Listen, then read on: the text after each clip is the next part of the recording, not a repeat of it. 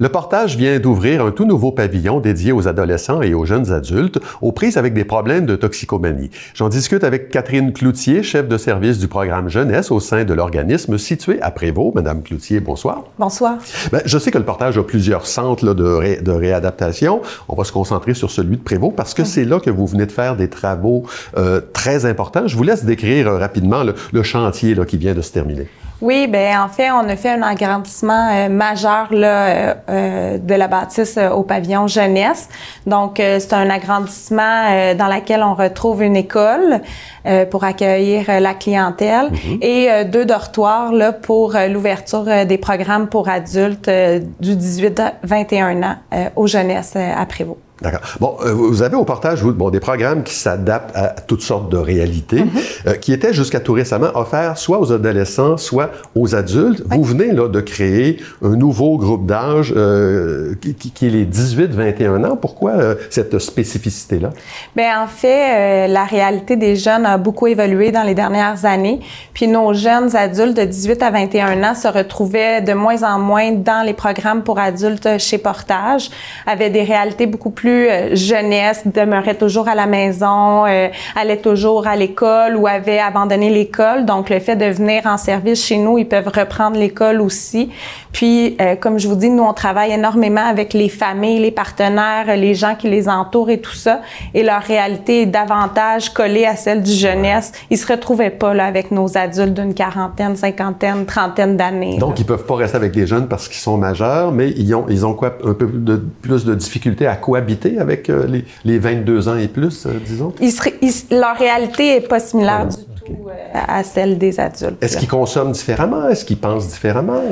Non, pas nécessairement. Non. Vraiment, là, on a le programme 14-17, le programme 18-21, mais au quotidien, nous, l'approche, c'est la communauté thérapeutique. C'est ça, ça change pas, ça. Non, c'est ça. Puis les jeunes de 17, 18, 19, 16 ans, ils se retrouvent là parce que leur réalité, elle est très, très similaire, demeurent chez leurs parents, n'ont pas nécessairement un métier, n'ont pas une conjointe, une maison, une carrière. Là, on n'est pas là avec eux.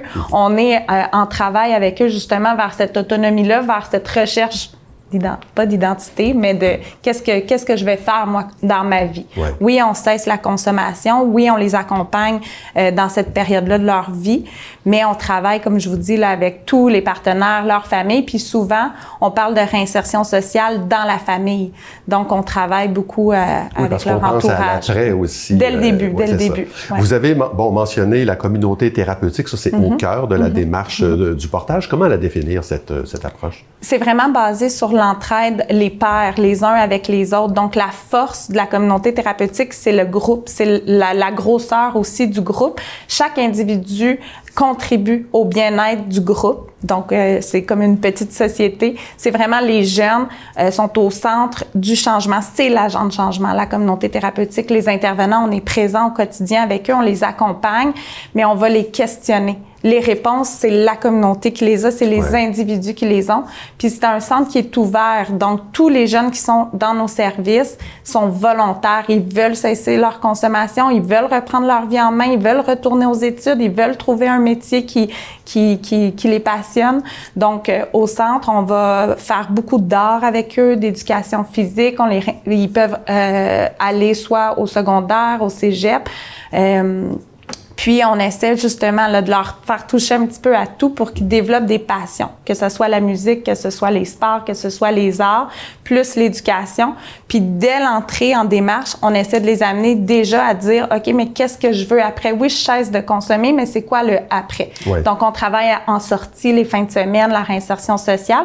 Puis, suite au programme résidentiel, on les suit aussi en externe. Donc, le programme, dès l'entrée, va durer environ 10 mois. On parle de 3 à 6 mois au niveau du résidentiel, mais par la suite, en réinsertion sociale, on est présent avec eux, leur famille, leur entourage. Okay. Donc, ça peut durer combien de temps au total, là, L'interne, c'est du 3 à 6 mois, puis après, on parle d'un an environ de suivi en externe. D'accord. Ben, écoutez, moi, j'invite les gens qui le désirent à aller visiter votre site web. L'offre est quand même assez, puis il y a des témoignages très, très intéressants. Catherine Cloutier, chef de service du programme jeunesse au Portage, merci beaucoup pour cette entrevue. Merci.